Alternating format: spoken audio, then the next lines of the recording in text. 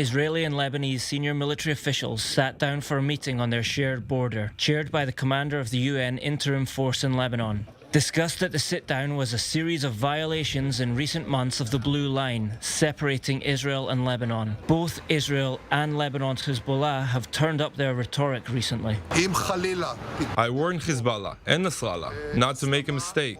If, God forbid, an escalation or war breaks out, we will take Lebanon back to the Stone Age. Today, I can tell Gallant that Israel too will be returned back to the Stone Age. If you go to war with Lebanon, you will also be sent back.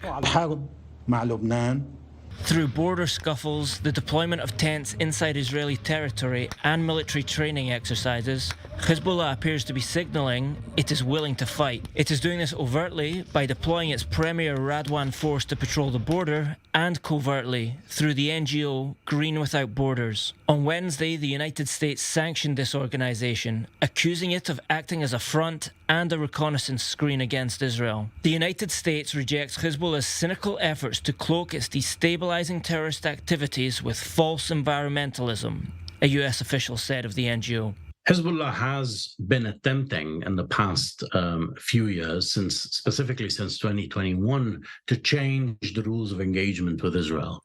Analysts suggest Hezbollah is doing this due to a perception of its strength. Hezbollah and its allies call now the United Front, in which if one faction, whether in Palestine or in Lebanon or in Iraq, is under attack from Israel, the rest of the factions will join in. But also because it sees Israel as weak. There are reservists who are refusing to join the military, and there are internal divisions within Israeli society.